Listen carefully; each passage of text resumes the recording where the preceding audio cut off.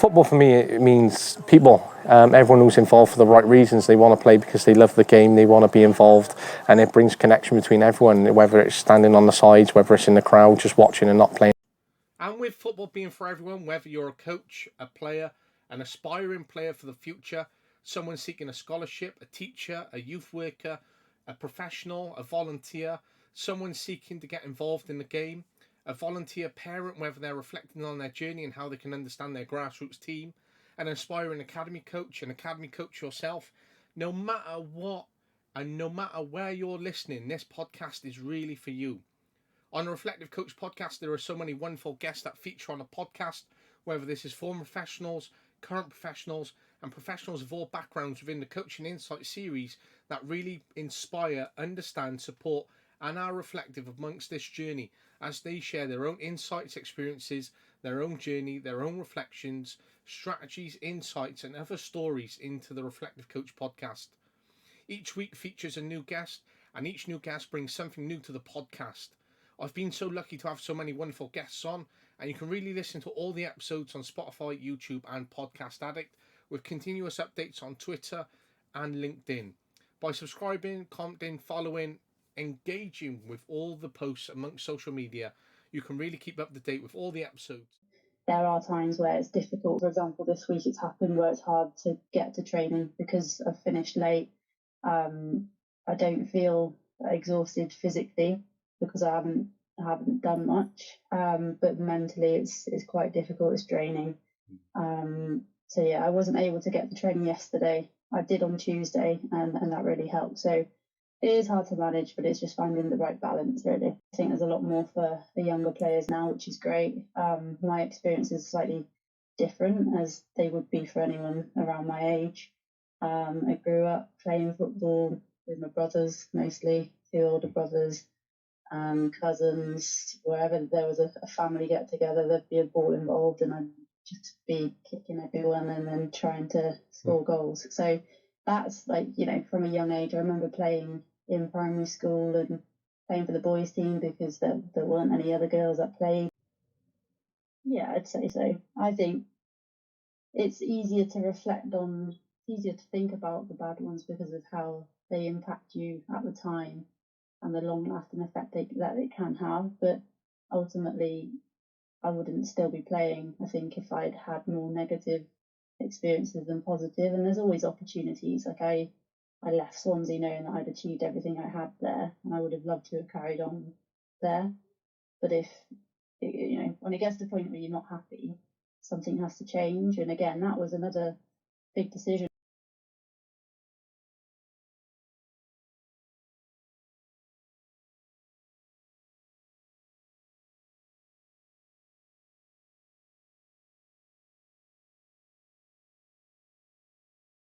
Yeah, how are you? I'm good, you alright?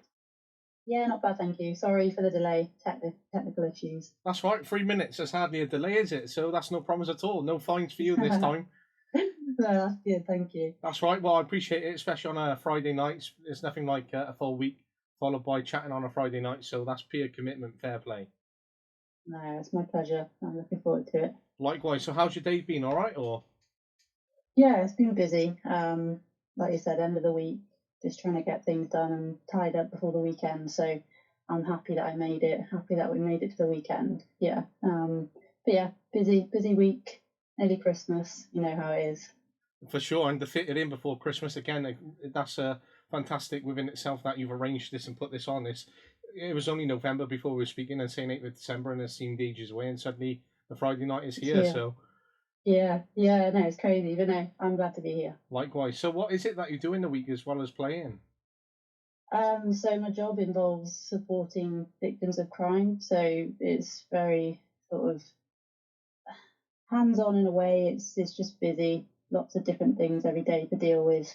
But yeah, there's not really ever a break where it's not busy, and when it does die down, the next lot comes in. So I'm off next week, luckily from Tuesday. So today is probably more manic for my own fault of booking time off. But yeah, that's pretty much what I do. It's a wonderful job to be part of, but it's certainly emotional. A lot of strain, a lot of stress. you get to work with those in very different and diverse backgrounds, who all sort of can come and vent to you and share their sort of backgrounds, and then everything else that goes with it. So it's a big commitment and combination, that especially within a job within itself. Yeah, it's hard work, and it does affect like my personal life in a way sometimes. Not not quite good at switching off, but there are times where it's difficult. For example, this week it's happened where it's hard to get to training because I've finished late. I don't feel exhausted physically because I haven't done much, but mentally it's quite difficult. It's draining. So yeah, I wasn't able to get to training yesterday. I did on Tuesday, and that really helped. So it is hard to manage, but it's just finding the right balance, really.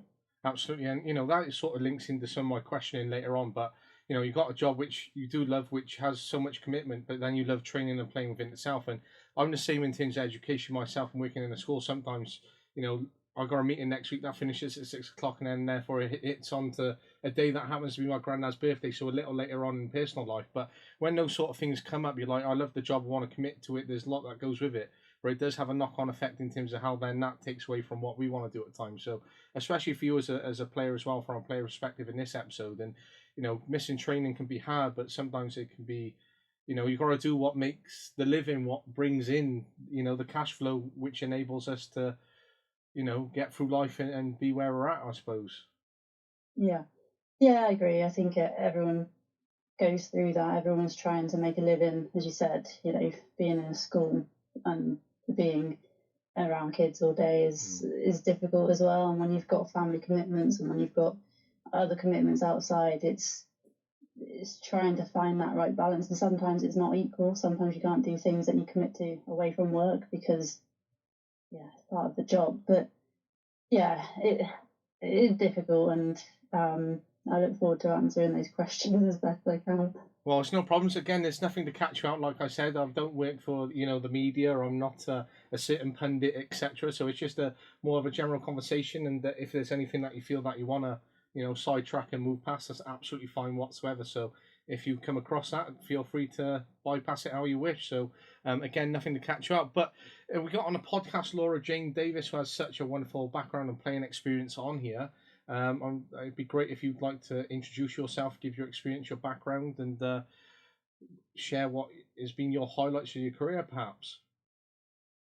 I'm Laura. I've played football from a young age, not competitively in kind of leagues as you'd expect now. I think there's a lot more for younger players now, which is great. My experience is slightly different as they would be for anyone around my age.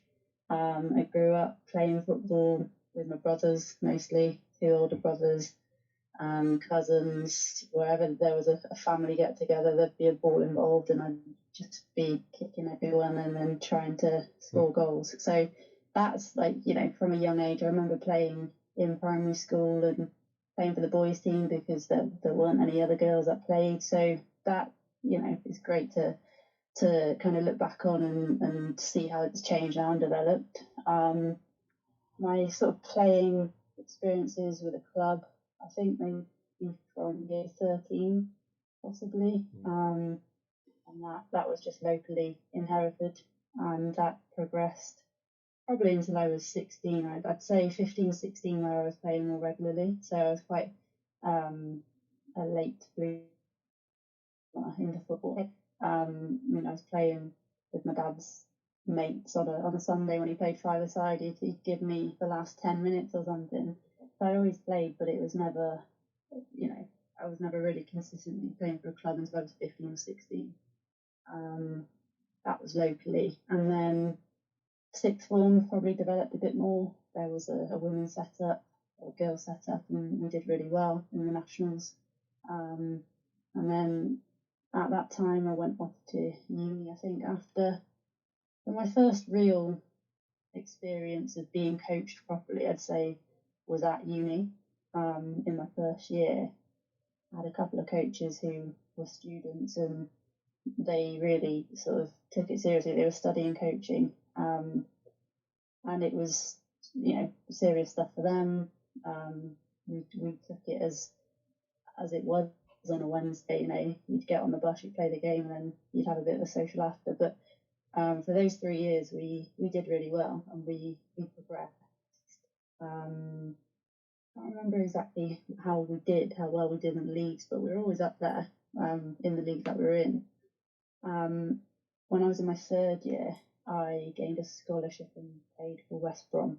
So that was when things became probably more serious with football for me. It was definitely challenging to try and balance that with uni work, and it was difficult because I was having to try and write a dissertation as well as play. Which, looking back on now, I'm not really sure how I did that. But yeah, I remember turning up to my first session with West Brom, and I'd never really been in an environment where it was competitive to that level, where everyone was at a standard. And I remember the coach putting on like a drill or technical sort of session, and I was just floating around. Like, I didn't have much of a clue, if I'm honest, because I just hadn't had that experience before. And I remember the coach stopping it and asking where I played, what position I played. I don't even know what I said, maybe centre mid, and he was like, "I'll just stay within that area." And it was just all new to me. It made me feel. I remember not really knowing what that feeling was, but it made me feel quite anxious back then because I wasn't used to that environment. So I was there for the year, and I had a good experience there, but it was difficult, like I said, with uni. I went back to playing at a local level in Hereford again. I moved to Wolverhampton for a job a couple of years later. It was a very brief experience at Wolves. I worked for the trust, for the foundation, and then I started the season with Wolves, and it was difficult at that time because I was really enjoying my football, but my job was very much orientated around football as well. I found that difficult to manage because it was a hobby of mine, always had been a hobby, but then it was the day job, and there was no separation from football, so it was quite hard. That experience, as good as it was, didn't last as long as I would have liked because I took a job back home in Hereford, so I actually left Wolves and again played locally. And it was at the point where I think this is going a long way back now. I feel like I'm ancient, but I'd fractured my ankle playing locally here, and that was my first experience of having quite a serious injury.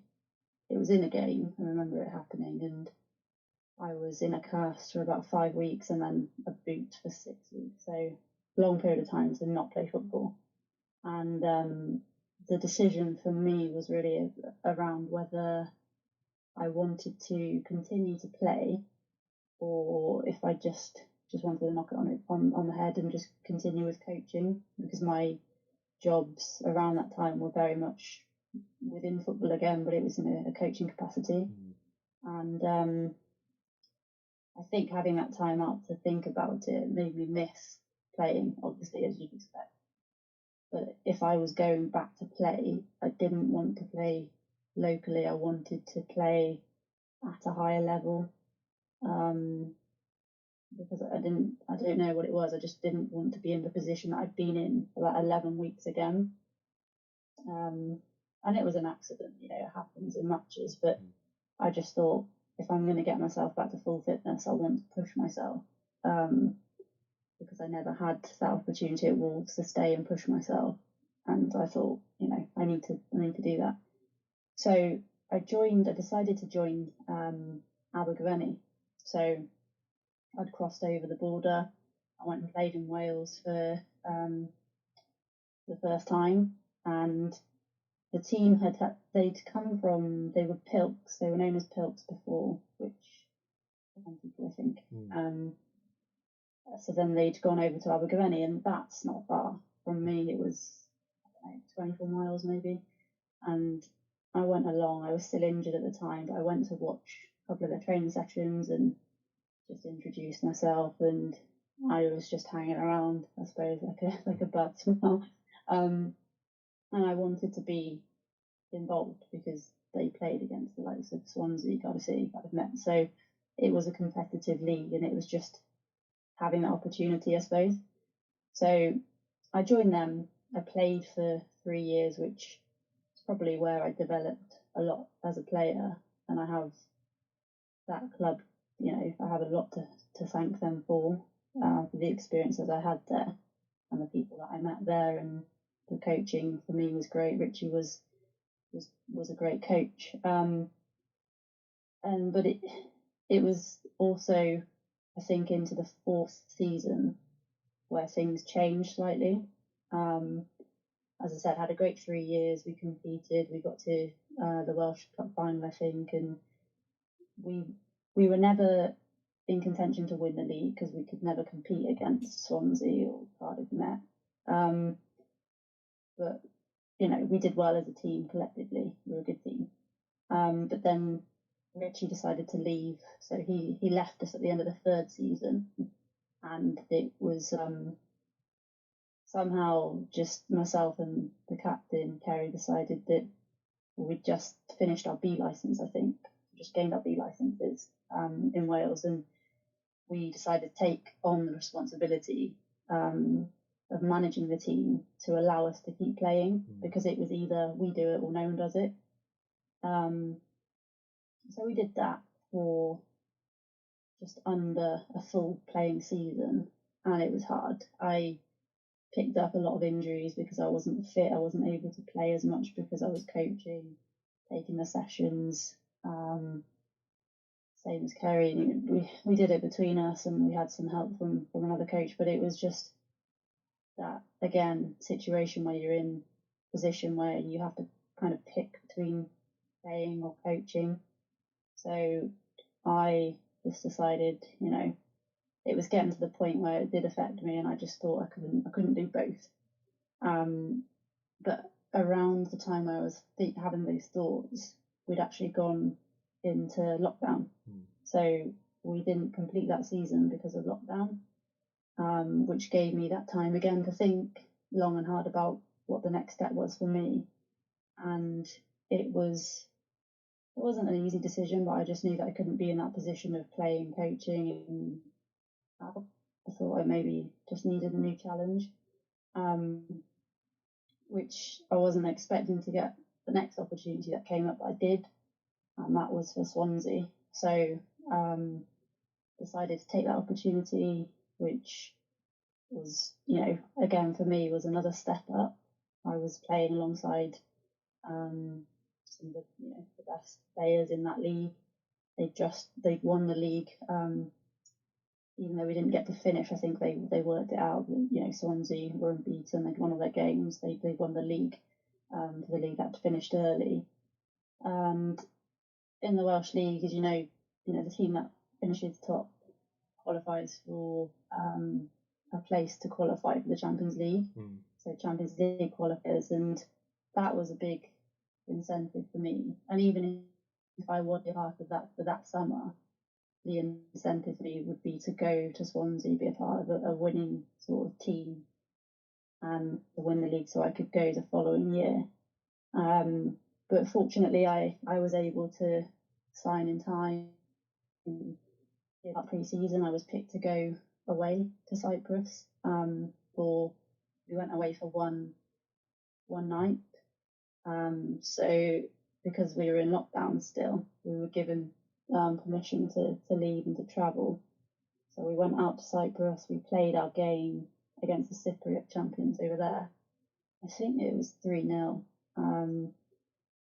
But the level that kind of they were at compared to us, they were a professional team, and you could tell based on just the way that they were physically, I suppose, was the biggest difference.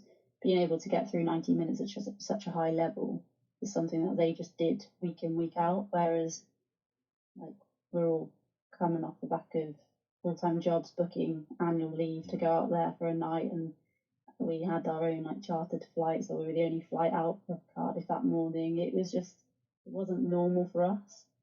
And to get there, to like, you know, drop our stuff off at the hotel, go back out for training, go back, eat, sleep, wake up, game preparations, play the game, leave, go to the airport, fly home. It was just like such a surreal experience, but really valuable one, I think. So I had that year at Swansea. We won the league, we won the cup, and that was like a great success for us, and for me on a personal level. I had, you know, some amazing memories from that. And then we travelled again the following season, beginning of the season. Because we won the league, we went to the Champions League again for qualifiers. This time I think we went for 6 days, and we went back to Cyprus for 6 days, which we had the kind of the full experience then of what it would be like to go over to another country, to have your training sessions, just to kind of live life as a full-time footballer, a professional footballer. And it's challenging. Like, it was challenging to stick to that routine, and it's just aliens, completely different to what you'd be used to here, unless you were a professional footballer. But another great experience. I think first game, it was 0-0 maybe up until the 85th minute, playing CSKA Moscow. They scored in like the 88th minute. We equalised in the 89th minute, and we had another chance where we could have won it. But it went to extra time. We lost 4-1. And again, it's that level of that they were professional, we weren't, and you could just they sort of switched in extra time. We didn't have the legs, and they did. But again, another great experience. The following year, that season, we won the league again. So that then meant I had another experience of Champions League. So we went to Greece this time for 6 days, and so all those experiences for me are just things that I never thought I would reach, from maybe being at 16, 17, 18 and not really being coached as up to that level of having that opportunity. For me was it was great, and it didn't necessarily end. That experience didn't end the way that I would have liked it to, for several different reasons, but I don't regret anything. You know, I had a great time there. And the next opportunity for me was Worcester City, which is where I'm at now. So yeah, I've been at Worcester since last October, November, I think, maybe last November. I'd spoken to Nicole previously, who's the chairwoman. We kind of just had a chat about things and where she felt the club could go and the plans that she had in place. And it was really just a decision, quite an easy decision for me to make in the end, because of obviously travelling. It's Worcester to Hereford is nothing compared to Swansea to Hereford. But also I felt as though the right people were around the club, and Nicole wanted to push it in the right direction. She had everything and still has everything, you know, off the field that can bring success to the team. It's just now doing the job on the field. So yeah, that's kind of my journey, I guess. Ups and downs, more ups kind of later on in my career, I'd say. I've been fortunate to still be playing, but a lot of my success came at a later age, I'd say. What an introduction, and so much within there which we can really unpack. But certainly that journey which you've taken us through, which there is so much within that. So, you know, the amount of clubs that you have played for, having that scholarship at a younger age, going to uni, that first time being coached, playing with your younger brothers and family, going on and playing at Wolves, playing at Swansea, playing at Abergavenny, the Champions League experiences, the movements that you've had to make, the combination of life and job, coaching and looking at that at a full-time capacity and injury, looking at whether that was going to finish at one point and whether you were going to step away into a coaching world that's trying to separate the playing and coaching, and everything else which really plays into it. So what a journey within itself. And, you know, there is so much character building, so much experience within that for you. You know, even as you said, there was 24 miles traveling in between. You know, that's a 48-mile journey twice. You know, on a one night evening, etc. So if you train twice a week, that's almost 100 miles plus the game. Then that is a big commitment in itself. So that's extra time, mileage, fuel that's going in, and that's a big commitment within itself amongst the job, amongst working. You know, being tired at that time. So there is so much which really plays into that perspective when it comes into it. And even though I know, you know, playing for Abergavenny wasn't too far from where you are, there is still that level of that late night training, getting home, that tired, that fatigueness, which does have that kick on effect. And when you have that injury and you're like, right, is this actually a point where I could step away from the game and I could actually be in a perfect position because I am working in football at the full time capacity?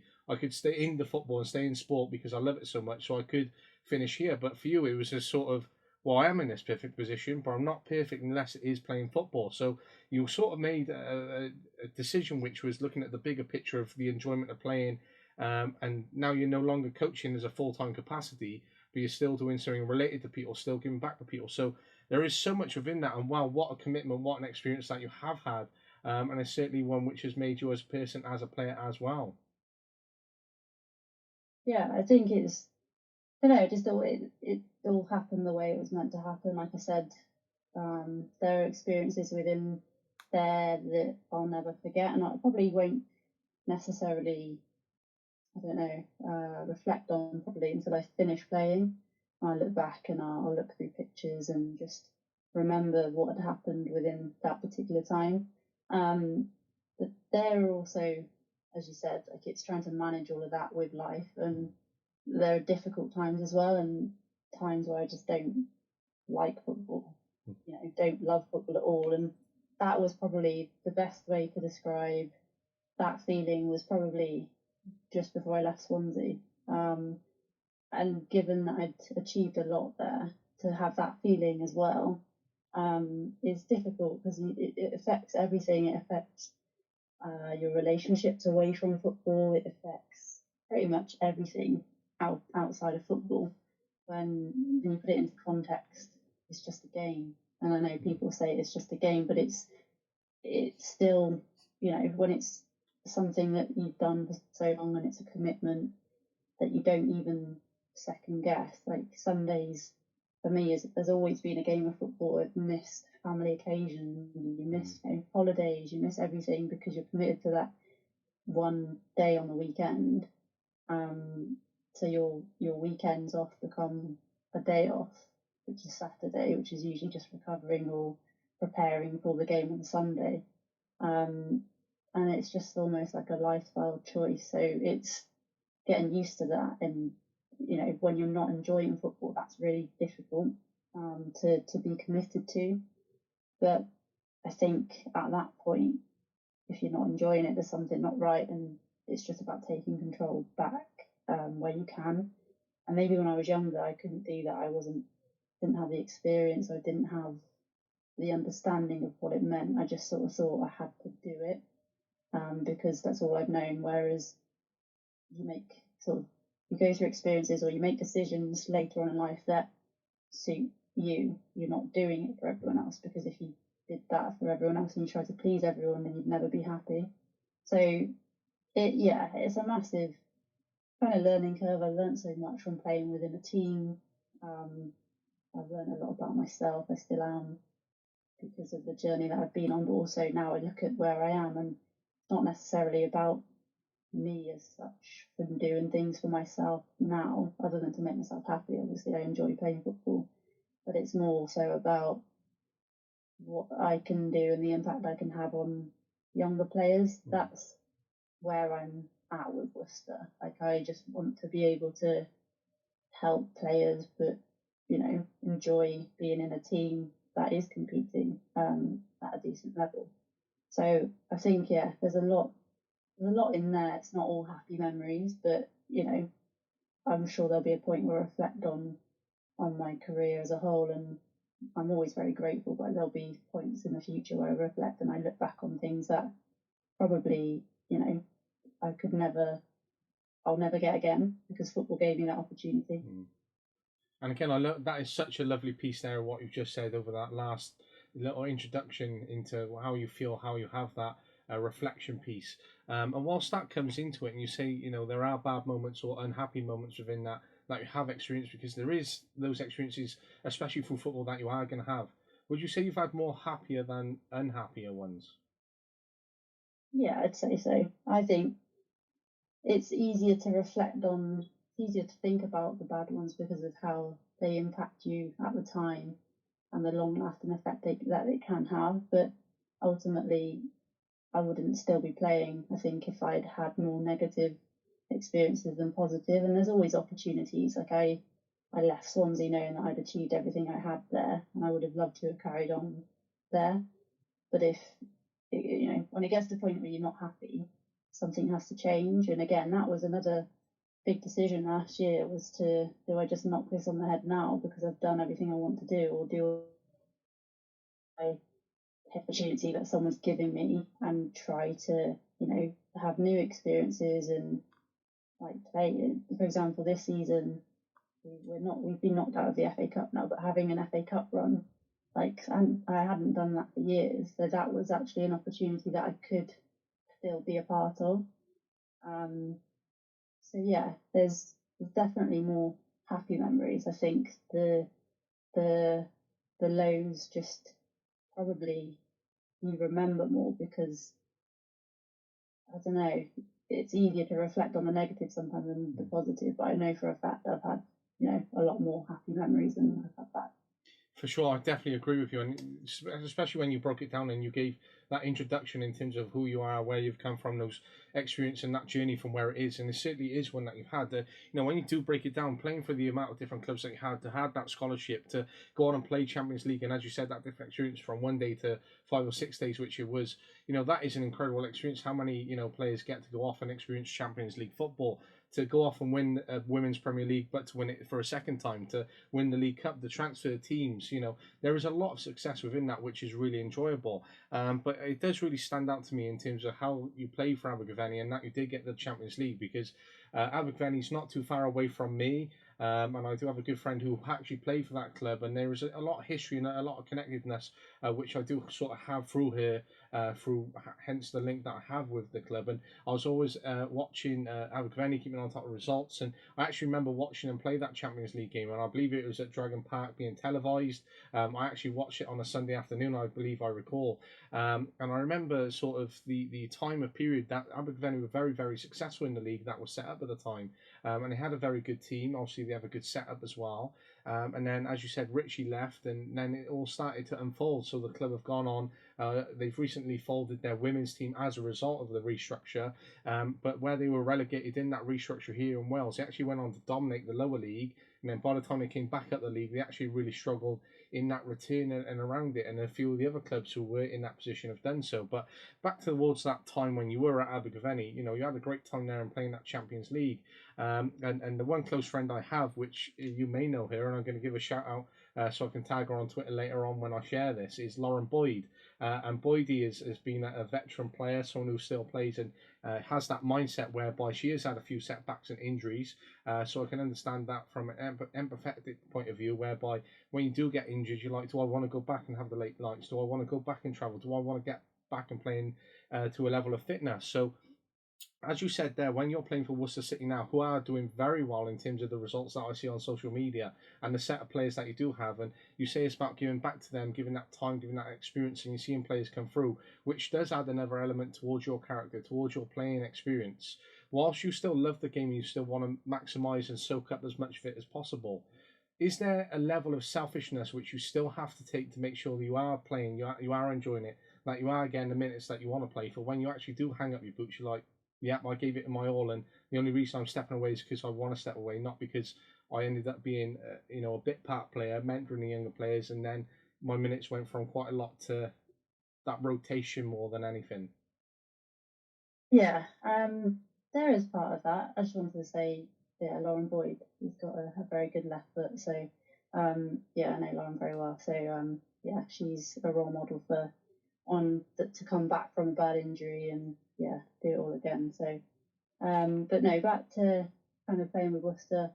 Yeah, I guess so. I think, but it's a difficult question. I know it's probably to do with confidence with me more so. If I feel as though I'm not performing at a certain level, or there's a time where I'm not playing as much, I'll question myself and look at kind of what that means for me. Like, am I doing enough to earn a place in the team? Like, I want to play, obviously I want to play, and I want to be available. The commitment that I make at the minute is because I want to, be a part of a successful club, which I feel like Worcester are, and I want to play as much as possible because I'm at that stage now where I probably don't have too long left. And I always joke about it. I joked about it maybe 5 or 6 years ago where I'd probably stop playing, and I'm still playing now. So I think if I can get to a point where I am happy with what I've achieved, I can't ever put a time limit on when I'll stop playing, but I would like it to be because I feel the time's right. I think, in answer to your question, I wouldn't want to feel like I'm not able to give as much as I can anymore, and that decision be made for me. Which, because at that point, if I'm not at a certain standard, or I'm not reaching a level that I believe I can get to, then I think it's right for me to kind of hold my hands up and say, probably not for me anymore. Like, it's taking away what someone else can maybe give. And I'm happy to be involved in whatever sort of manner, whatever part I can play. But I don't think anyone's ever fully happy if they're not playing. That's probably the best, because I think football is that release from work, from life, as it is for everyone else. Everyone has different reasons maybe as to why they play, they continue to play at a certain level. So I'm very critical of myself as well. So if I don't feel like I've performed very well, I'll reflect on that and I'll see what I can do better. So I think if I have more times where I'm reflecting and I'm thinking not quite reaching that level, then that will be maybe the time at which I make a decision where I maybe step away.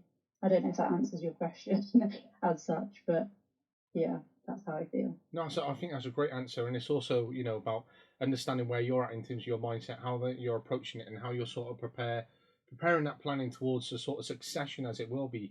And it's sort of difficult because you're planning the succession from stepping away from what you love so much. So when you do decide to stop playing, and if that may be altogether, you might not. You're looking to step away from something that you love so much, and that can be a very difficult succession plan to sort of even bring into play. So as you say, you might not have many years left. You could have another 10, another 15 in you, which you certainly could be. But you might go into walking football, or there might be a level where you're like, do you know what, that actually isn't for me because that's not the level that I've experienced and want to play at anymore. But when it does come into that, for example, it's hard because even when you see the high level professional players who are now starting to age a little bit more, they're coming to a sort of succession, and even though they've got the money to retire and go off and do other things, the point of what they strip it back down to is playing, and the fact that they're still at this age performing at levels is because they love the game, and they have that love of playing which they don't want to give up anymore. So it's a similar sort of position whereby you don't want to give it up, because when you're 60, 65, you can't go back and repeat these years. You can't go back and play on a football pitch a full 90 like you once did. You're not going to be as fit as you once were, and therefore not perform at those levels. So you want to maximise every opportunity here and now in that moment, whereby when you are at those ages, you can look back and be like, yes, I fully enjoyed that. But it's also a position where you're at that position right here, right now, not to give up your position and go, yep, she's come in, she's very good, I actually think she should be getting minutes over me. Stay competitive, stay in front of it, because again, those minutes are deserved to you because of who you are and the quality that you possess. Yeah, I think there is a bit of that. I think some of the girls always joke about like playing in the Champions League, and they make comments, and it's all like this banter, and I don't know. I've always been that player that when I'm feeling confident and I'm enjoying my football, I know I can reach a certain level. When I start to doubt myself a little bit, I don't feel like I'm that player that played and had all those experiences, and I'm not the sort of player to make that known that that's what I've achieved. try to do my bit on the pitch for the team and in the dressing room. And I probably don't communicate as much as I should to players. And I had this conversation with someone not so long ago. I should say more. I should speak up more, maybe in those situations within the dressing room or within the team huddle. But I've never really been that player. I've always just been a player to do, the job that I've been.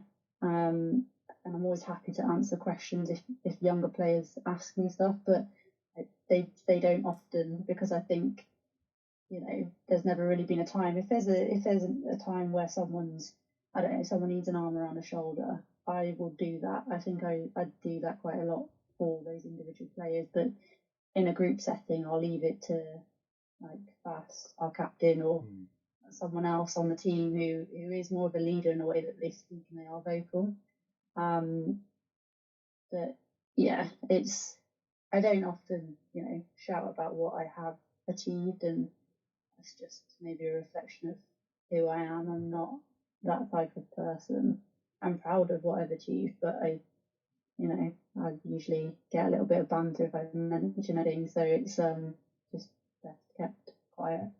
So for you, there's sort of like silent achievements whereby you do know that you have achieved them, but if we were in a room together, for example, you wouldn't go, "Oh, I played in the Champions League, oh, I've done this." But I would look at you going, "No, I know Laura's done that, but she's not going to come out and say it herself."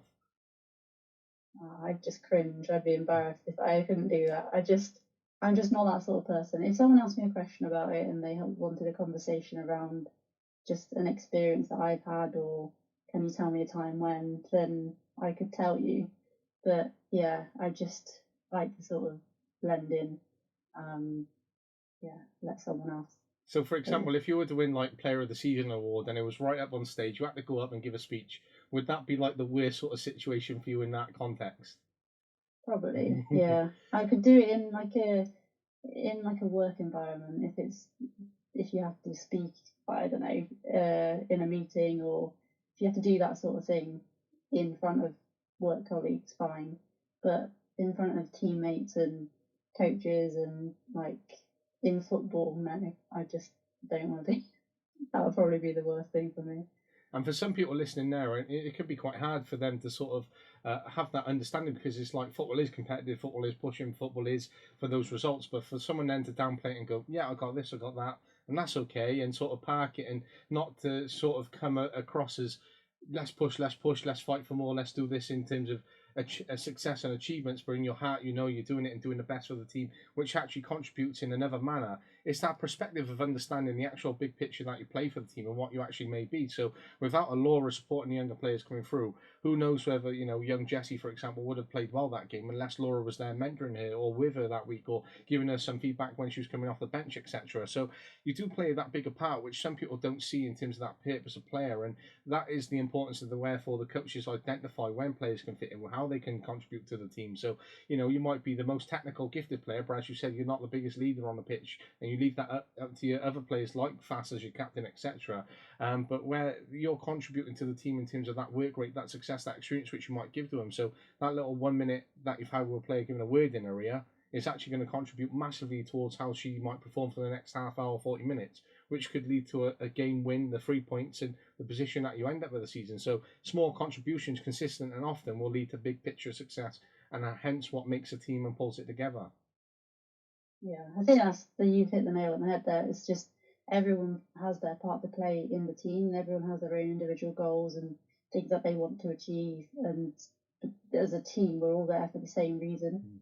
And I remember a point in the season last year where we had a meeting before training. It was just players, and it was around our expectations for the rest of the season. I hadn't really been there too long. I'd played maybe in a couple of games, and I think the expectations going into that season were for the team to finish top and to win the league. We went through a couple of we weren't winning games consistently, and I think we had a conversation around changing those expectations, and a lot of people were quite negative in the way that I think that expectation at the beginning of the season was, we're going to win the league. You have a few bad results and it turns into, we're not going to win the league now, like that's it. So I think it's more about me back then thinking a season's such a long, like it's over a long period of time. It's not, the league isn't decided in a couple of games here and there, and a few bad performances. And it was just that offering that different perspective maybe on the fact that yes, we haven't had the best kind of string of results, but it doesn't mean to say that we're playing well, the performances are there, so at some point it will come. I think this season we've managed to, I think everyone's sort of on the same level with that, and it helps when you're winning games. It helps when we're unbeaten in the league this season, so I think everyone's expectations are still very much focused on the league, and we haven't lost in the league yet, so touch wood. But it's just a case of that mentality, and it's maybe from a few of the more experienced players, it's being that voice that says, in this situation, this season, yeah, but that doesn't mean we can take our foot off. It's not being distracted. It's then how do you react to maybe a result that doesn't go our way? It doesn't ever define, one result doesn't define the rest of our season. And for me and for a few of the older players, we know that. But I think for the younger ones, it's difficult to see the bigger picture when you've almost not had enough experience of that. So you need a blend, you need a blend of players and a range of different experiences, and that's what we've got. So yeah, it's a good mix there that we've got. And that mix and that definition, as you say, it doesn't define you in terms of position that you're at or the way that you react, and the sort of position that you are going to be in if things come to the worst, if situations arose. And so it sounds like you've got a solution-based practice towards the outcomes, say from experiences that you have had, which you're seeing now in the younger players. So when you're experiencing anxiety at a younger age and what you were to go through at that age, do you still experience levels of anxiety? And therefore, if you do, does this play a part in terms of this being your solutions, in terms of going, this is what happened last time, but I know it's going to be different this time because of X, Y, and Z? Yeah, I think that for me, just again, maybe it's just every player deals with it differently.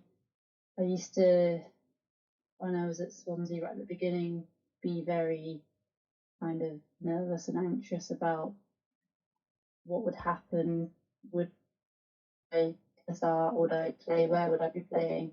There was a lot of anxiety around that. I think now I sort of try and treat every game as they come and don't look too far ahead. And there's still, I think everyone, I can't speak for everyone, but I'd imagine everyone gets some sort of feeling before, either if it is anxiousness or nervousness and being excited.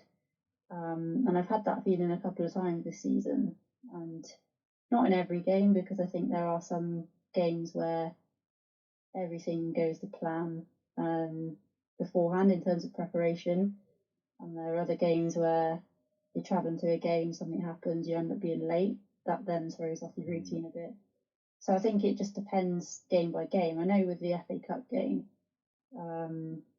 maybe the one away to Rotherham, we left I think it was 8:30 from Worcester, and we travelled on a coach for a couple of hours. I think it was about 2.5 hours up to Rotherham, and everyone, I think, was feeling the same. It was a kind of a long journey when you're up so early, and it's an FA Cup game. It's a big occasion. You don't know what the other team really like because you've not played against them, but you've seen clips of how they play, and you've got your own expectation in your head that is, are we good enough to beat them? You're thinking about the other team, not thinking so much about ourselves. But for me, as soon as I get onto the pitch and the whistle goes, then that's when I relax. Whereas the build up beforehand, for me, is probably when I feel quite anxious or nervous, or I try not to show it. I'm just, and I don't ever really show it, I don't think, but it's as soon as I know that when that whistle, it's just football. So I don't know, maybe that is just experience again, but yeah, that anxiousness, I don't know, it's just I've always kind of had it, I suppose. But I think I try to use that now in a way that it shows it means something to me. If I didn't care, if I didn't have a feeling before a game, then that would probably be again at the point where I'm like, actually, what am I doing here? So yeah, that's how I describe how I feel before games. And this is again a great insight in terms of that emotional insight that you have, that anxiousness which you sort of hide and how you play that apart, that experience and how that comes across, but how you approach games and how a little small effect such as being late can have a knock-on effect to a routine, and therefore it might throw you off entirely. I know if I'm late to training, it absolutely blows my mind. And when I used to deliver training to my team on a Saturday, we didn't used to start until 10 o'clock. We'd run till 11:30, but I'd be at the pitch 7:45 in the morning because I wanted to make sure everything was set up, every little detail, all the cones, the goal, the layout, and I wanted the players to come in and have an arrival activity straight into a warm-up so we could transition, be very organised. And I think those levels of organisation, like those uni coaches which you have, made the absolute difference in terms of raising the bar, raising the standard, having the expectation, knowing that it's going to maximise every minute, knowing what the players want to do and how they want to perform. It set a guideline and framework for what I expected from them, and it allowed us to sort of have that transition every week in terms of that smoothness and clarity over the expectations that we had within the squad. And it's sort of the same for you within the playing this, that clarity and expectation for you to be on time, to set the standard, and even if you're not turning up to be that leader and going, I'm going to set the standard for the younger players, naturally by you turning up through that commitment, you are setting the standard because like, oh, Laura's already here, Laura's training, she's already out warming up, and therefore, you know, when you see players, and I went to a training session the other week, and the session started at like 7 o'clock, and at 7:05, 7:06, they're still putting on boots, so I'm standing here going, what's going on? And I'm like, why isn't the balls out? Why isn't the arrival activity happening? And therefore, when I was asked to take the session a month later, I was like, already, it's like, bang, 7 o'clock's here. No boots should already be on. I want the ball going at 7:01. And it's just those little expectations which really can push you further and farther in between. But when it comes into that emotional state, and you went on to play for, say, Abergavenny to then Swansea, in that assumption that you played against Abergavenny, then playing for Swansea, what was that experience like for you, and that experience coming up against former players, a former club, and looking at that situation? That was difficult, I think, for me, because at that point, I think Abergavenny had been, I don't know what point it was. I think it was actually the season that I first signed for Swansea. They were still in the Prem, so, and then they got relegated at the end of that season. It was really like mixed emotions because I'd played against them away from home, so obviously going back to Abergavenny, that was strange. But I only made an appearance as a sub for the last 25 minutes, 20 minutes. So that, I remember that feeling, but I remember that I wasn't happy because of not playing. So it goes back to that feeling of self-doubt and, you know, what can I do to get into the team, to get my starting place. So it wasn't so much about, you know, going back to Abergavenny. Obviously it was familiar and it was nice to see everyone. I was focused more kind of on getting the result and doing what I could when I came on. And in a way, I suppose maybe having that time on the bench allowed me to take the emotion out of it. The return fixture when we played at home was really difficult for me because it was a very strange game. We had to win or draw to win the league.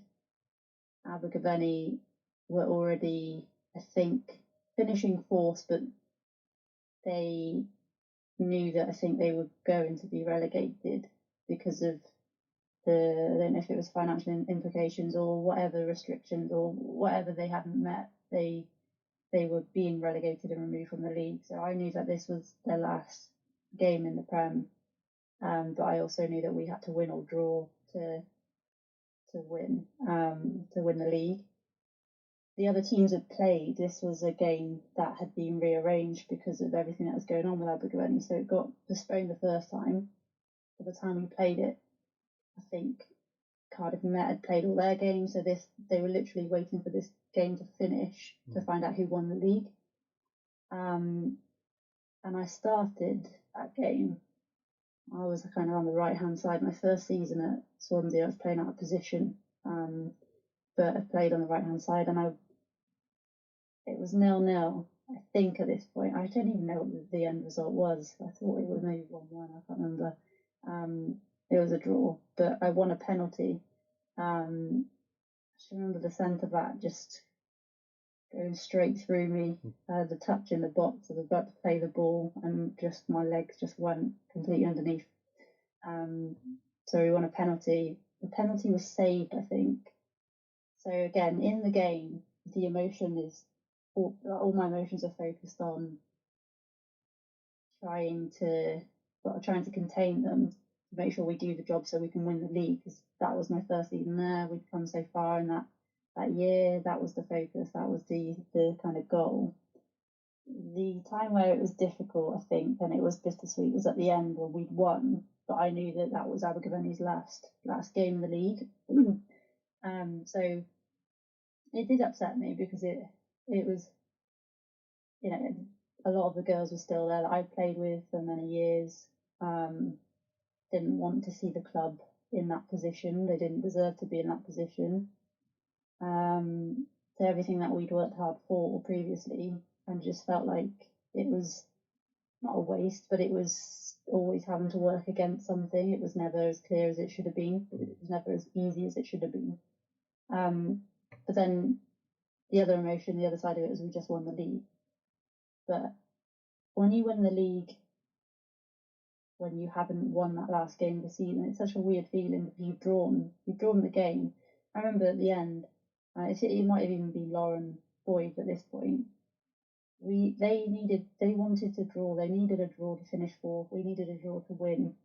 I remember, I'm pretty sure it's Lauren. She'll be able to tell you, but they had the ball in our corner, like in our defensive third. They just held it in the corner, and everyone was at the point. It was the last minute of the game. We didn't want them to score because we'd lose the league. They didn't want us to score because they needed that point. And it was just a weird moment where everyone sort of stood there and we're like, "This is how it's gonna go now." So it ended as a draw. And yeah, I don't know, weird mixed emotions. And I know I've not explained it well, but even now, it's just hard to remember, like, happy after celebrating with the team because we won the league, but that feeling of just felt like, I don't know, I knew Abergavenny didn't deserve to be kicked out of the league. It was that feeling of I won't play against them again potentially because they won't be in the league the year after. I don't know how long I'll be playing in this league for, that kind of thing. Sounds like a real love, a real attachment to something which you really contributed to. And that sort of upset of seeing them go down was because of something that, as you said, you did make that commitment towards and that time and effort. And although you have moved on, and yes, they were at a level which they might have been different to when you were there, and you're another level whereby you're winning the league, it's hard to see something crumble in front of you or maybe deteriorate, knowing how much that you contribute to it. And I know that I've been there in that experience, and I've shared a similar experience coaching against a club I was once at. And when you say you contain those emotions and you've channeled them into the result itself, you're so focused on getting that result, you're so dedicated that some people don't see that you actually have that emotional state towards that attachment to what you once had, and the sadness of seeing them be relegated, etc., because they think you're so driven towards the success of somewhere else. Well, yes, you have to have that, and because you're playing for that club, you need to bring it. That's why they brought you in, and that's what each footballer, each coach should have. And it is hard to sort of contain those emotions at those times, and especially see that deterioration. But again, I think maybe where that player went through you, they had that sort of emotional sense of, oh, she ain't getting through me, she ain't getting past me, she ain't going to score here. So once she's gone straight through you with emotion, and bang, penalty's been awarded. So there is a lot of high emotional stakes within that game, and it can be sort of a tense situation to have, but it sounds like a bittersweet sort of situation whereby you've won the league but saw a relegation towards something that pulled on your heartstrings. So what a strange sort of experience to have, but what a wonderful insight to the ups and downs, the highs and lows of football, which can be really experienced. Yeah, I think it's that, isn't it? It should have been like playing for, your new club and going through that whole season. That season was hard because I had to kind of integrate into a new club, a new system, new players. I was competing as best as I could within that squad, and I was happy, competing. But when it came to that game, it just had to be against Abergavenny. It was just ironic that it had to be, against them to win the league. And yeah, I wanted to win, obviously. I was happy with the draw. I think I can say that now because we won the league. And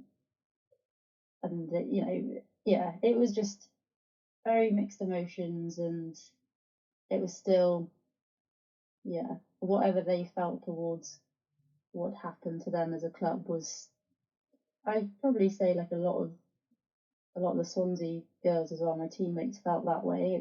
Didn't think it was fair, like, but it was something that was out of everyone's control, and yeah, having to lift the trophy, they were respectful towards that. They hung around after, and they really have like good things to say about the club. But that game especially, yeah, you want to win a game regardless of who it's against. But then afterwards, you show that respect, and it was yeah, a very strange day, but happy one. And so I believe that you won a second league as well. Is that right? Yeah, so won a second league. So not last season, the one before, which was probably where I'd say that was, for me, I felt like I had my best season like ever. That was just a season where I was playing consistently. So I'd started consistently in my position that season in centre mid. And I don't think it started that way. I don't think I started the season.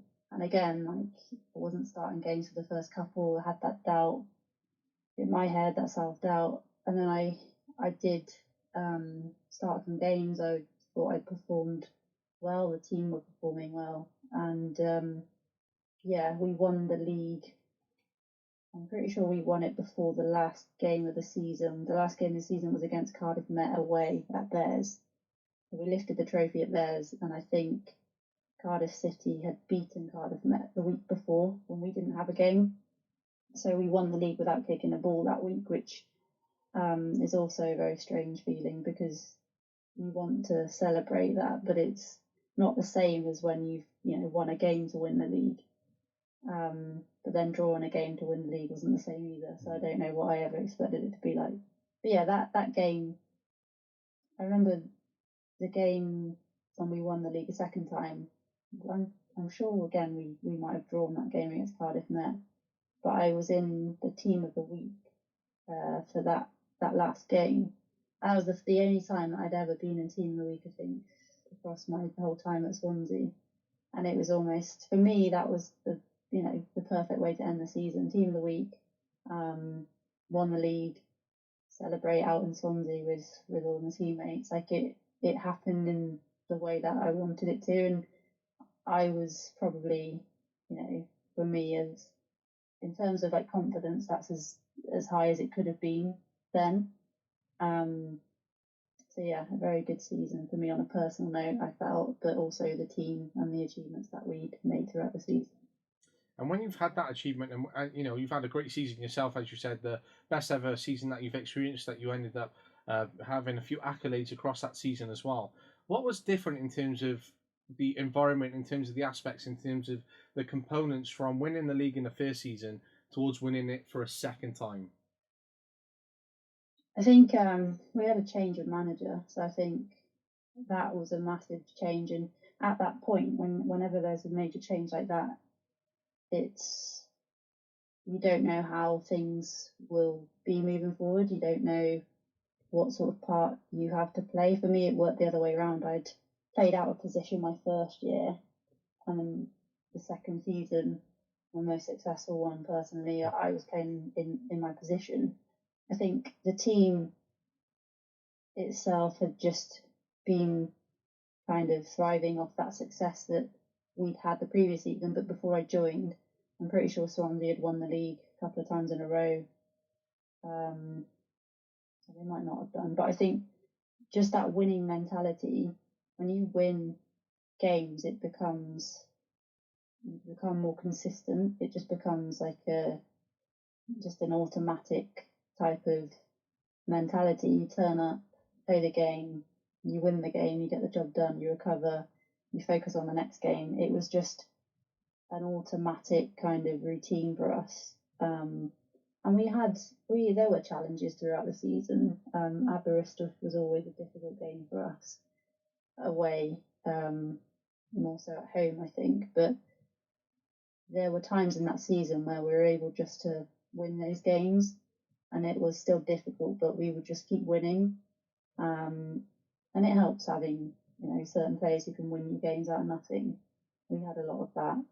But I think it was just because we'd won the previous, won the league the previous season. You come into the next season, you're full of confidence. You go away, you have a really good Champions League campaign. That was the one where we'd played CSKA in Moscow. We took it to extra time. Before you even start your league campaign, you've had that Champions League experience, so you're already fit. You're already, a couple of months in front of all the other teams. So if you've had a positive experience there, then that just, adds to the confidence and consistency. You need a bit of luck with keeping everyone fit. But I think, the key thing for us was that we didn't really change anything that we did. It was just the same stuff we did all the time. We believed in our own ability. The only major change which you'd think would make a difference was change of coaches, but it didn't. It just, we just managed to get through games and get the wins. It just became like an automatic thing. And when it comes to that, great season which you've had and that consistency, whereby there has been a change of coach, but that momentum has led to a standard whereby it led to success for the team in that environment which was built. But that season where you had that experience, that season which you had that success on a personal level, did that springboard you to go, yeah, I can't wait for next season on a personal level? Or was it more of putting pressure on yourself to maintain that level and push yourself? I think I don't know, the next season was the season that I'd left Swansea, but at the end of that season where we'd had the success, I knew that there would maybe be some changes. I'd spoken to a couple of other players and they weren't too sure whether they'd stay based on their experiences. So I knew that there would be changes naturally, as there are in any club where players come and go. I was committed to playing again, giving it another go because things were good. I'd just had my best season. I had no reason to not think that the following season I couldn't do that again. I had a short period of time. I think we only had about a month off between that and starting pre-season again because of the Champions League. You don't get much time off in the summer, so it could have been like 3 or 4 weeks off. I picked up some sort of injury and I was having to go for scans. And on a personal level, that's probably what made me doubt me again as a person, because I wasn't able to go back to pre-season as quickly as the others. I wasn't able to join it from the beginning, so I missed about 3 weeks of that. By this time, we then had another change of coach. Another coach came in. I wasn't too sure where I stood with him. I wasn't too sure, whether, because I'd missed a few weeks of pre-season, what that meant for me as a player and his plan going forward. I played in a few of the pre-season games. I think I might have missed one. But I got the impression that I wasn't really in favour. So that then knocked my confidence, because it was like everything that happened the season before was irrelevant because that coach wasn't there. He didn't see how well I might have done. So it became difficult for me, and that was kind of the start of maybe the downward spiral, if you like, at Swansea, which was before the Champions League, because that coach then left and then the assistant took over. And then you're having to think again, okay, where do I stand with this coach? What, I'll go to the Champions League qualifiers, we'll go to Greece and we'll just see what happens. I've been picked to go, it's a different coach now, it could be different. So I guess I took what I'd achieved the season before from a personal level into the next season. But then, because I'd missed the beginning of the pre-season and the change of coaches twice, I was probably doubting myself a lot more than I would have done if I'd have just come back and been fully fit from the beginning, I think.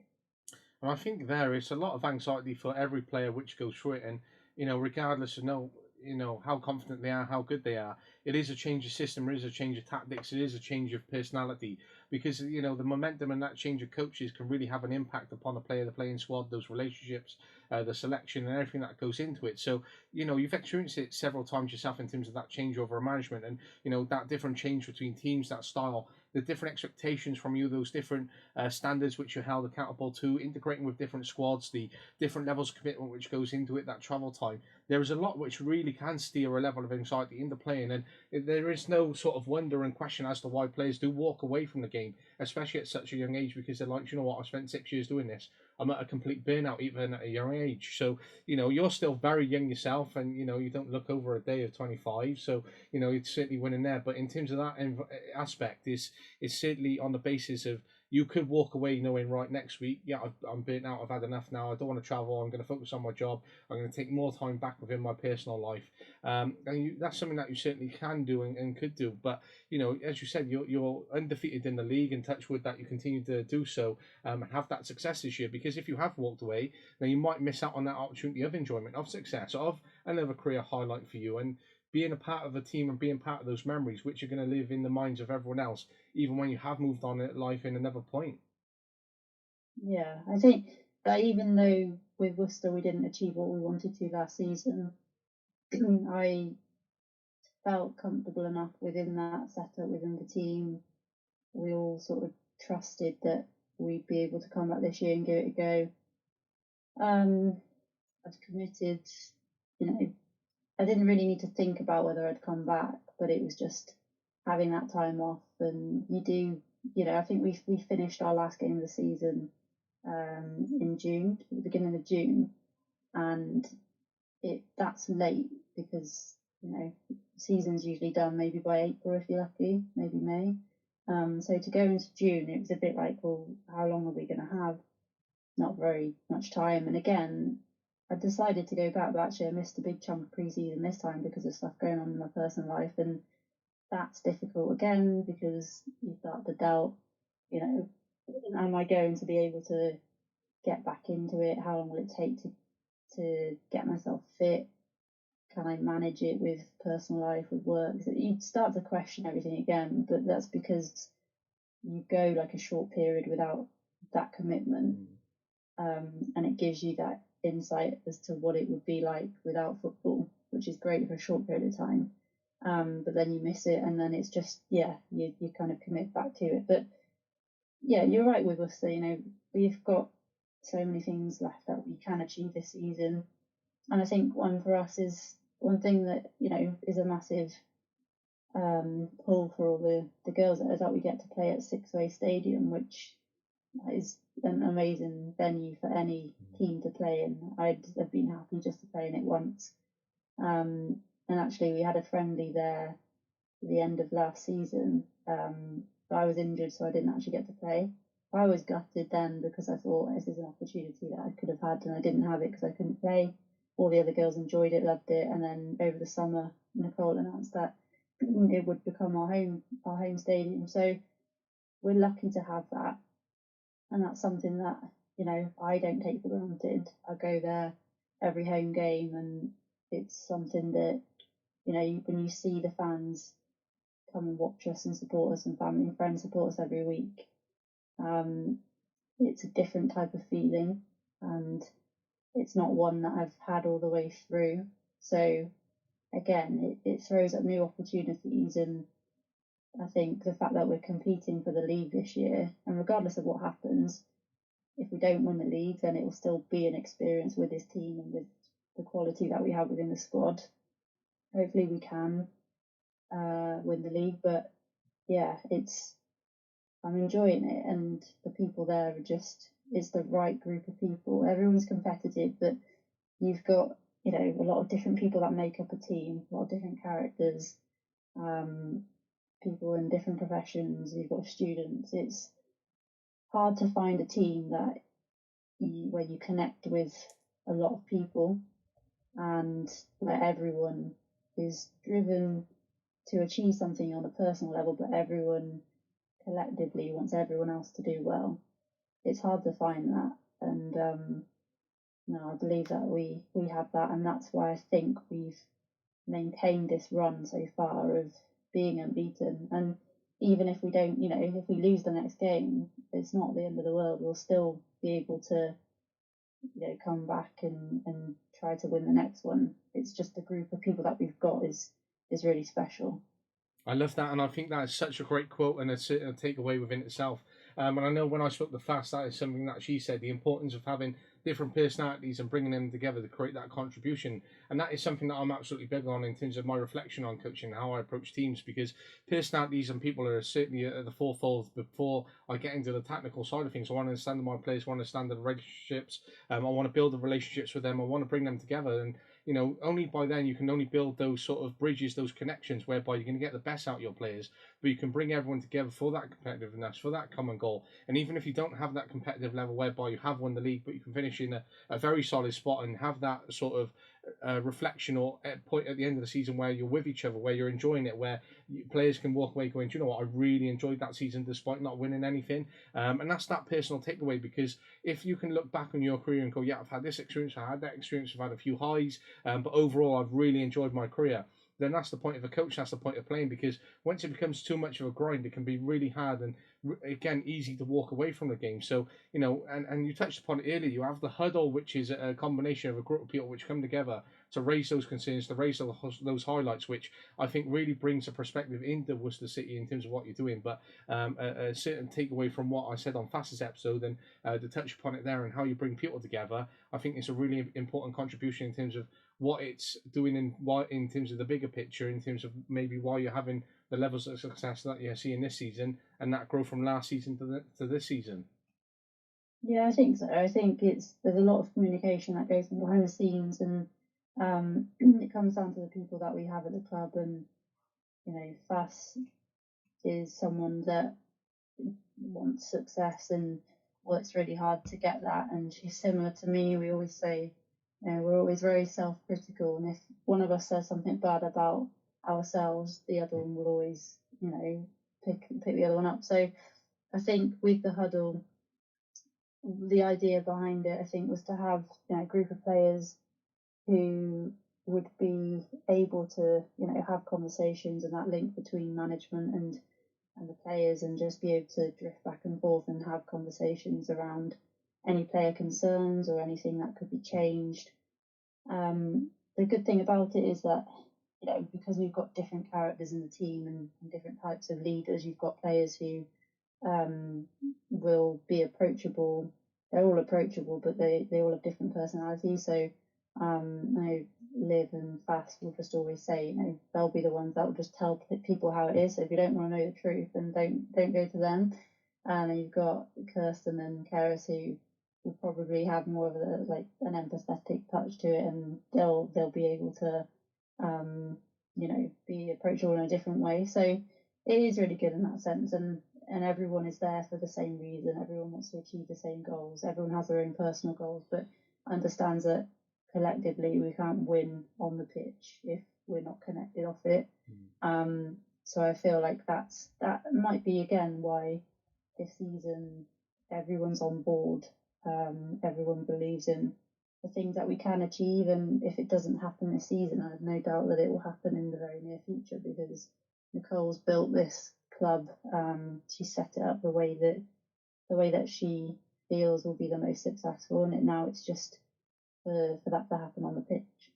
And when it comes towards that connectedness, towards those common goals, was that something that you sat down as a team and sort of discussed at the start of the season to go, right, this is the shared common value, this is what we'd like to achieve collectively, and set that up for as the season went on from the start? Yeah, something that we discussed, I think even last season. It was just on reflection of, at the end of the season, what we kind of learned from the last season and what we wanted going forward. We all quite reflect in our different ways. Those conversations are going all the time, and maybe the fact that we are unbeaten this season, the goal is to try and maintain that and keep building that momentum. It's probably at that point where maybe we drop more points, where we then reflect on, okay, what's happened, like why have we got points, or why has this gone wrong to this extent? What do we need to change? How do we go back to our values and just kind of revise what we did back then, what made us consistent, and what's changed. And so I think it's constantly being reviewed. As a team, I think we come together. We come together every week. We'll look at analysis for the team that we're playing on a Sunday. So there's always an opportunity to be asked questions. And one great thing that we did, or that I did the other week with the other centre mids from the women's team, was we were asked by the under-18s coach Emma to kind of chat to the under-18s midfielders. So we had a unit sort of conversation with the under-18s and their opportunity. They had an opportunity to ask questions and do it that way. So it's not just within the women's setup that we have those conversations about what are we doing well, what can we improve on. It's throughout that whole club, throughout the whole club. Sorry. So yeah, I think the reflection aspect of it is massive, and everyone buys into that. So I think if you're constantly reflecting and reviewing what's happened, there's more opportunity to enable you to change things in the future if they need to be changed in any sort of way. I love that. What a fantastic quote on reflection and what that is, and certainly take that away, which I think is certainly brilliant within itself. But I like that you're really interconnected within the club and what happens not just within your team, but right throughout the club, and it allows the younger players to come forward and be part of that, especially if they're having the aspirations to break into the first team, to play at the stadium like you have. And again, having that opportunity to play in the stadium does really raise those standards, raise that sort of professionalism, that opportunity, and it gives you aspiration within yourself. It's like, oh wow, we're playing at this amazing stadium, and you really want to give back to something that is so well organised, to the players that play around you to the high level. So it is those little contributions again which make a massive difference towards the overall success which you really have. And it's great to see in terms of how that club has come together, what that vision has, how that has played out, how that has reflected and transitioned from last year, and how you've set that up for a goals towards this season. But you've enabled a momentum which has allowed you to have success on the pitch whilst enjoying it off the pitch. So it sounds like what you're doing as a team sounds like the perfect combination in terms of what you're really doing so far, and it's hoping that it continues for the rest of the season. Yeah, I think so. I think there's a lot of work's gone into it off the pitch, and so much so that I think this season we've seen the benefits on it. It does help having a stadium like Six Ways where it's a 4G pitch, and last season I think the issue, and maybe seasons before, was that we were training on 4G and then playing on a grass pitch. So the type of football and the way that we want to play is very much possession based, and like a lot of teams do now is just wanting the ball and to move it around and keep it on the floor. That's difficult on a pitch that is affected by the weather quite often. So to have that consistency, to know that when we're at home, we know the surface, we know that it will be on because it won't be flooded or it won't be cancelled. So there are things that have happened away from actually playing that have been put in place by Nicole that have allowed us to maybe be more consistent and up our game. We've there've been additions to the team as well this season. We've had some players signed from other teams in higher league. So it's just, I think, finding the right balance again. It goes back to balance and supporting one another, and we have that. If someone's struggling, there'll always be someone that will reach out. And I think even everyone recognises that if someone turns up and they've not had a good day, you can always see it. It doesn't have to be said. So the group are very good at wrapping around one another, and that's always been the thing with Worcester, is wrap around one another regardless of whatever's gone on, win, lose or draw. We're a team, and it's just about sticking together. And I think that's it. But this season it's really clicked for us. So yeah, that's maybe another way that we've become successful so far. I think so, and it's great that you have come together, and it's great that you have that belief, that connectedness, which really brings that team, that sticking together, which really brings together and pieces, the new players coming in. Because again, there could be falls, there could be relationship breakdowns, there could be players pushing away from each other because like suddenly, new players are coming, they're coming from high league, they're more technical, they're more experienced, and suddenly you could start to pose questions around a squad whereby that interconnectedness can really break up, because it's that change management, that change transition period, which you're really enduring. But it sounds like it's come together at the right periods at the right time, and it's just how you then piece that together and pull it together. So something like the huddle does play an important part in how that goes across the club, how that vision plays in, how that reflection transition piece comes into play, and how you utilise those relationships, how you build them, that experience which really comes into play. But just touching upon, say, match day itself and that preparation, when it comes to, say, arriving at a home game, you got the game on that day, what steps or what do you go through in terms of your preparation for the game? What does that typically look like for you in a routine, or what you like to do? I do. It usually stays the same. I like to try and get out on the pitch before I get changed, but it usually depends on the timings of that. It's always quite difficult because, like I said, with the travelling, it's not far, but I think sometimes some things happen on the roads. An example of that was, this was when we played away at Rotherham, and I had to get to the ground for 8:30, 8:20 in the morning. I thought it'd be a pretty, easy trip.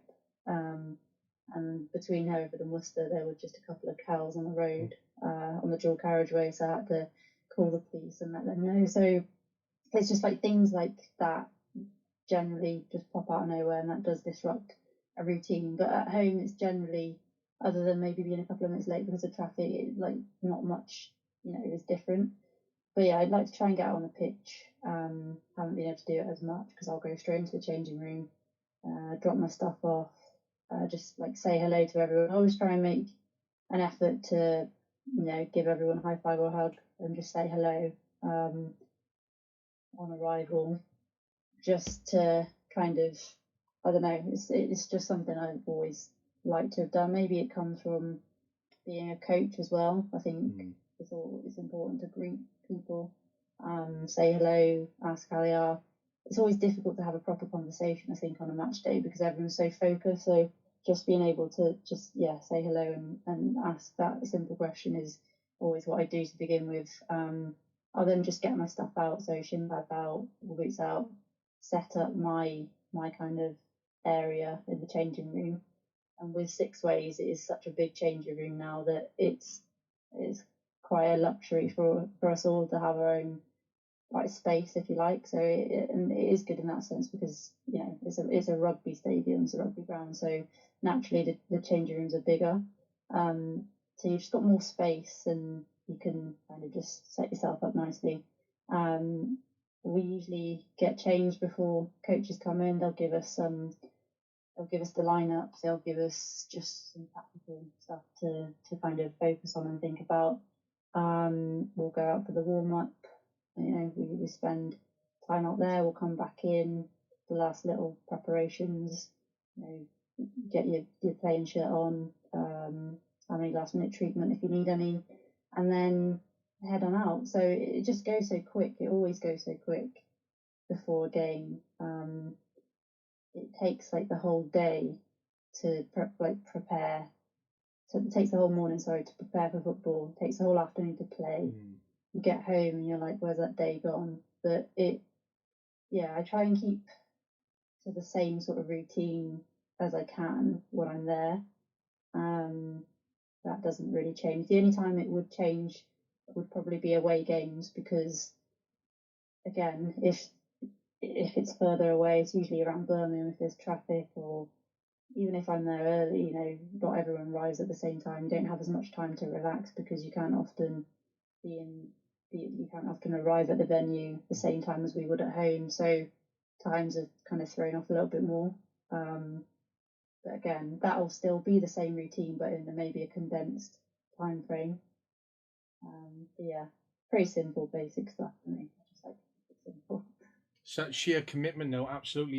Even those early mornings, especially, away that travel, as much as it's for the team to set at like 8:30, for you it's like, well, I got to leave like 6:30 possibly to get there. But once you get there, it is that commitment, there is that enjoyment. And again, you ask that question of where has the day gone? But as long as you can answer it at the end of the day, going, do you know what? Even though the day's gone, I've really enjoyed it. It's made it all worthwhile, and absolutely getting stuck behind some cows on a dual carriageway and then being sort of the gatekeeper to make sure they're safe and getting past. But it's incredible in terms of that commitment which it takes to go into football that people don't see. They think, again, as I said on a couple of other podcast episodes, is people see you just turn up for a game, they see you play, and then they leave and they're able to get home. But for you, whilst they're home sat in the warmth, you're still travelling back. You're still, reflecting on the game, whether you've won or lost. You've got the emotions. You're maybe wet. You may be tired. You may be fatigued. You've been in work all week. You've got maybe only Sunday off partly. And that is a huge commitment within itself. So they do have that expectation, that pressure, which they add on to you then to perform at those levels, because you are playing for the team. They are playing for the club. They want to see it have success. They want to see you contribute. So when it comes to that pressure factor, is it really difficult to manage and take away, or does your experience and the way that you approach things just make it easier for you to just switch off and just get into a sort of gliding swing of things?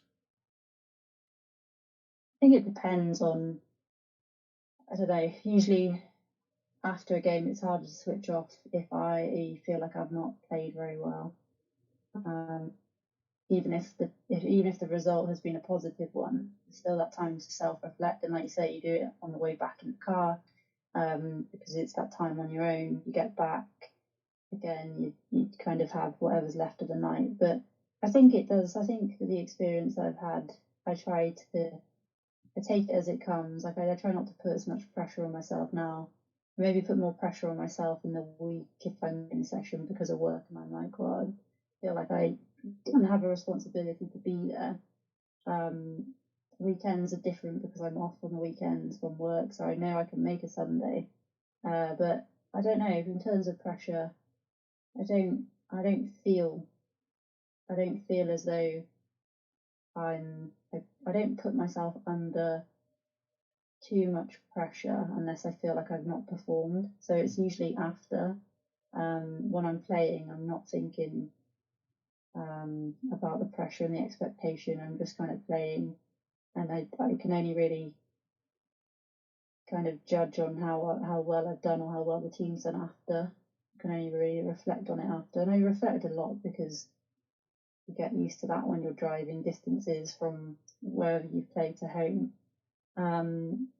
But yeah, in terms of pressure, I don't ever feel any pressure from my teammates. I don't ever feel any pressure from the coaches. So I think in that sense, I don't feel that as such. It only really comes from myself and my own expectations. But that changes all the time. We could have a great result one week, and I think I've played well and I've contributed, and that reflection is all positive. The next week, we can still win. I don't feel like I've done quite as well, so maybe there'll be a bit of pressure on myself for the next game, but that's from me. So it just really depends week by week, and game by game. And touching on that pressure and touching on maybe the thoughts that you're having towards that, maybe the end of playing is maybe on the horizon somewhere, but you are aware of it. It is somewhere. Is there pressure from, say, a personal life point of view, or that sort of preparation planning or outlook towards what life might bring? So whether that might be a relationship, whether it's having children, whether it's moving house, looking at a job, movement, etc. Does that put pressure on, and does that play a part in terms of the thinking that you have towards whether that is going to stop football sooner rather than later, or is it football and then personal life will just happen around it at some point? I think there's a balance. I think it depends on the circumstances away from football. Like I'm lucky to have a partner who understands that this is a commitment that I've always made before I'd even met her. So it's a commitment that I've made. So if in this instance that doesn't really change, because I still have time, I still make time, I'm still able to balance and have as whatever I choose to have away from football. Still have a relationship. I can still be connected to my family and my friends, and it's difficult at times to manage it. Obviously it is, but I think it also goes back to what I was saying earlier on around football does impact on every part of your life in both good and bad. So when you're when you've when you're on a winning streak or having a good cup run, you'll naturally feel happier because, you know, people are supporting you, they're seeing that success, they want you to do well. When, from a personal perspective, when things aren't so good and you're feeling quite negative about football, that can also have a negative effect on relationships and the people that are closest to you, because you're becoming reactive to things that are happening that are out of your control. But I think for the most part, I've been lucky to have, you know, family that are understanding and know that I have missed so many family occasions because of football, but they've never once, you know, made me feel bad for that. I feel bad, but they've always supported me and wanted me to succeed in that way. The same, you know, with a relationship. I think to have someone who is supportive and, you know, wants to come and watch and just be involved in that way, that's kind of what it's about, because it's a passion. And I always have conversations with people that don't play football and they're like, how do you do it? How do you commit to training every week with a job, and how do you play on a Sunday? Like, don't you just want a Sunday off? And I'm like, it's just my Sunday. It's just what I'm used to. I don't know any different. So yeah, I'm lucky to have the people around me that I have, and also the people at Worcester, the players, my teammates, the coaching staff. They make it easier to turn up because they are such good people, and I feel lucky to be a part of a squad that supports one another. So yeah, that makes it easier. Yeah. What a top quote. And again, a reflection on the people that you're with, the reflection on where you're at, that team that you have around you, those relationships, and how lucky you are to have them and how lucky they are to have you as well. So I think that plays an important piece, because football can be difficult, and that's something that we have pieced together. So it's that anxiety levels is coming through at a young age, is receiving coaching at different levels, it's that transfer of teams, it's the transition of coaches, it's maybe a new squad player coming in, it's the different dynamics which you have, is playing against other teams, it's that commitment, the early mornings, the late nights, the travelling, the commitment, and everything which comes into it. It can have an effect on those relationships. It can have an impact. It can take away life from those special moments which you have and might miss out on. It might impact on your partner, on yourself, and therefore your emotional state is taken into another level and context. So if you're emotional from a game, then you're emotional from your relationship, you've got your job, bang, all those can fold, and therefore that breaking point can come up once again. But, you know, the way that you're balancing it and piecing it together, as said, you have had some personal troubles in your life, but you've overcome them. You've got past them. You still work hard. You still got what you have, and that important aspect, as you keep alluding to, that balance is really important. And I think that is such a top tip for any sort of young player considering a career within the sport, because there are sacrifices. I know I've been there myself, and you do sort of try to plan for the future, and knowing that football is such an unsociable space to sort of be in terms of those late nights, commitment, travelling, etc. that comes into it. It can have that harness and drive away certain aspects, but it's great that you're piecing that together. It's great that it is coming together, whereby rather than succession planning for it to, right, this relationship is going to end football, do you know what, I'm going to finish football and be in a relationship. So it's that perspective, that mindset, and how you piece it together to that outlook in terms of that transition. It can actually play such an important part and an important piece. Well, Laura, it's 20 to 8 on a Friday night. We've been chatting for almost an hour and 40 minutes now. I'm considerate that you've been in work all day, all week, and that, you know, it is coming up later on a Friday night. I want to give you time to yourself, especially on the back of that unsociable aspect. But in terms of what we've come out of, in terms of this conversation and the journey that we've been down, what an incredible playing experience that you have had. And wow, it was certainly one to really enjoy and reflect upon, and such a fantastic insight to everyone that you've sort of mentioned, talked to, those experiences that you've had. And even if you downplay the achievements, I certainly won't, because you deserve to have them listed behind you, and certainly in terms of what you take away. But before you go, I'm going to fire some quick fire questions at you, as I do with everyone on the podcast. Okay. No worries, nothing to catch you out. So, number one, what is your favourite food? Pizza. Good choice, nothing wrong with that at all. Who is your most favourite player? Ever? Yeah. Oh man, this is, I don't know. I'm old school. I don't know, someone random, but I remember watching him and thinking I wanted to be like him, and I've never been like him. Thierry Henry. Such a good choice. One of my all-time favorite players, even though I'm a Chelsea fan. Oh, there you go. Honestly, Oh such a good no, choice. I know it's awful, awful. I try not to admit certain things like that. you've had a mare. Absolutely, I have. Who was or is your role model? And it might be in your personal life, it might be slightly different, it might be a player, it might be however you perceive this. Yeah, I think I don't know on a personal sort of level. Like there's so many people in my family that I look up to. My mum is one of them. Um, I think on a professional level, a coach that I've worked alongside, um, and also kind of been coached by more recently, I'd say Matt Jones. Um, Matt is someone that when the decision for me moving to Swansea came up, I gave him a call and kind of went through it with him, and I wasn't sure beforehand, more so because of the ties I had with Abergavenny, but he kind of just made it make sense for me, broke it down, and yeah, so he's just always someone that I've looked up to, and I'm lucky to be able to call him a friend as well. So yeah, not such a quick answer, but there you No, I go. love that, and it doesn't matter, but it's great that you've gone into that detail, and it's even better when you can take someone away as a friend and build upon that relationship. So, again, really special, and it just shows who you are as a person. What is your most favourite film? The Lion King. That's a cute film. One of my Yeah, all-time it is. favourites, apparently, when I was a kid, but I try not to watch it now because it just dawns upon me an emotional scene. So I try to hide behind a wall or not watch it. You just have to skip through that bit. That's all. Yeah, that's it. Yeah, see, there's ways around it. What is your favourite TV show? Gonna get rid of Chelsea.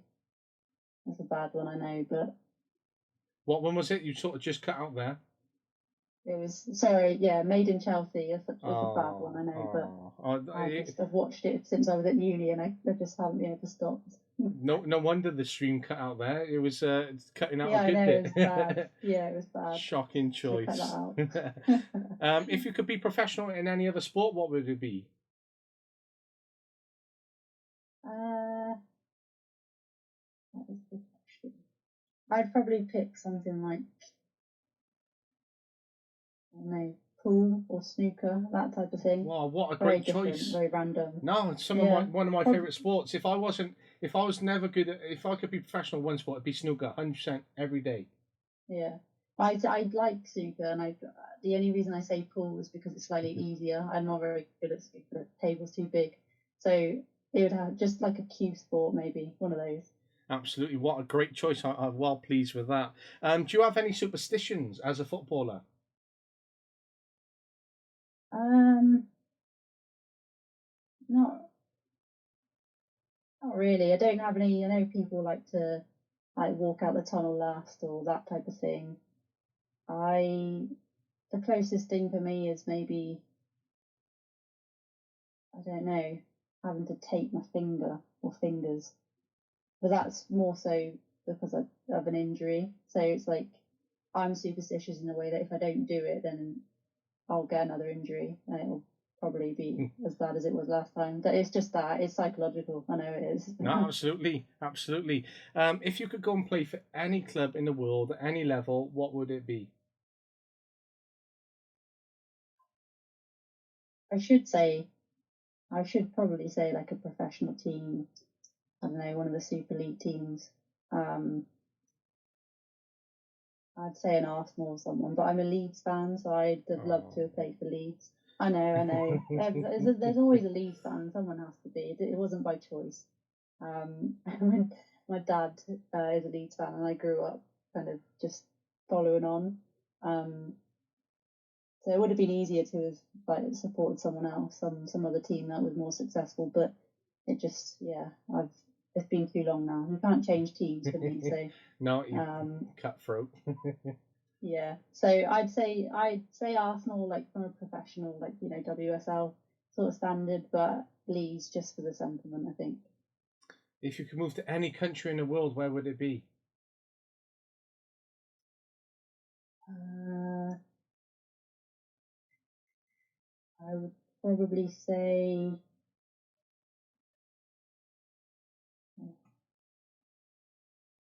It'd have to be somewhere warm, or probably just, I don't know, say Cyprus or somewhere like that. I hadn't really thought about it. That or Australia, actually. We'll say Australia. Good choices for sure. Yeah. If you could play alongside any player, who would it be? Probably Kira Walsh, just because of the position that she plays in, the technical ability, and her ability to read the game. Yeah, I think Kira Walsh would be a good choice. Very good choice indeed. If you had to have someone describe you in 3 words, what 3 words would they be? I'd like to think it would be funny, patient, and loyal, maybe. Good choices. Good choices. What is your ultimate goal or dream in life?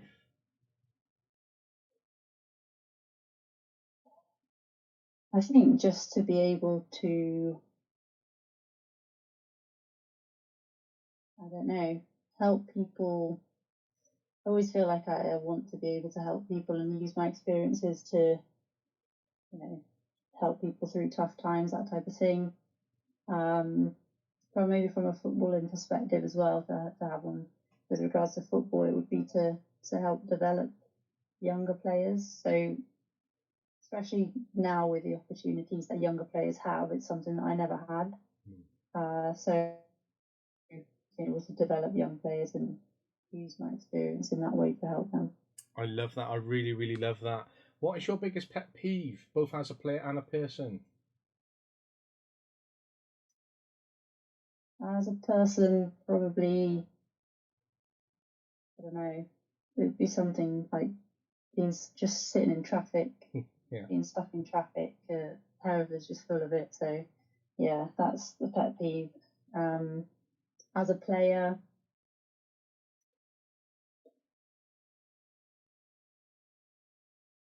just, I don't know, because I probably do a lot of this, but just when players, I don't know, when, I suppose it's part of the game, but when you're breaking out and you've got the ball and you're on the break, it's just when a player comes and wipes you out. But I've done that many times and received yellow cards for it. So maybe the pet peeve is when that happens, but the ref doesn't play because I've had more than my fair share. I get that entirely. If you could recommend one book, what book would it be? I'd recommend one by, it's Vex King's first one. I can't remember what it is. Good Life, Good Vibes, or I can't remember exactly what it is, but by Vex King is his first book. What is a top tip for any young player? Enjoy the game, just enjoy yourself, and try not to put too much pressure on yourself at a young age. You've got plenty of time to do that. Absolutely, I completely agree with you. I think that's a really important point that you make there. What does reflection? What are your 3 non-negotiables? Seeing as you've already answered the reflection one earlier on.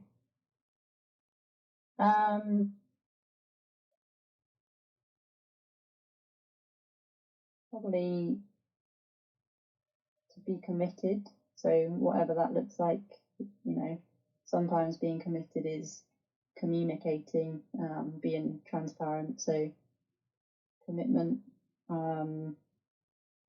communicating, I suppose, could be a second one, on and off the pitch. And then the last one, I think, just giving your all. I think if you're, links into the kind of commitment, but if you're going to turn up and be present, then just give everything you have. Doesn't have to be 100% all the time, because I don't think everyone can give that, especially if you're turning up to play football after a long day at work. I think if you're turning up, then just give what you have, and you can be proud of that. I love that. And the final one, what is one thing you enjoy most about playing? Just connections with other people, and like everyone's there for the same reason, but I think you meet people from different backgrounds, you meet people who have different interests. Just because you play football doesn't mean that you like the same things. So just the people you get to meet in football, players, coaches, staff, yeah, just as a whole, and fans as well. Fans, people that I probably have connected with off the pitch this year have been people that come and support us. I wouldn't know them otherwise. They come and support us and pay money to watch us. So yeah, just having that connection with people, football brings everyone together.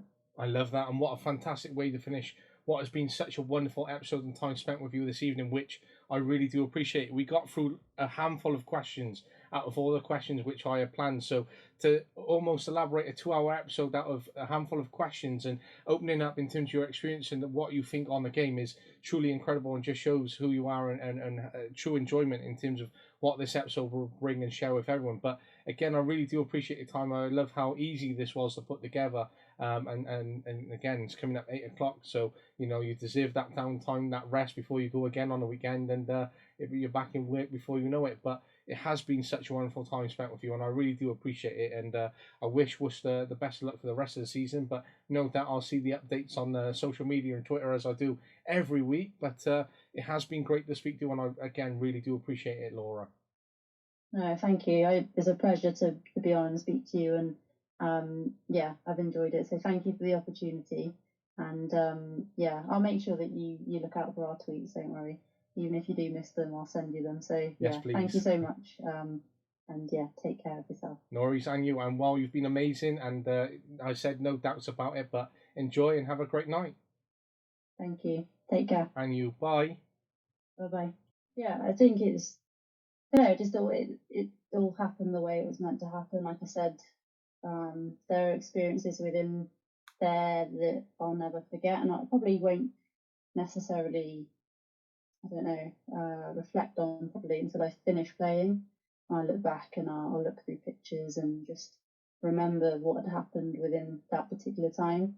But there are also, as you said, like it's trying to manage all of that with life, and there are difficult times as well, and times where I just don't like football.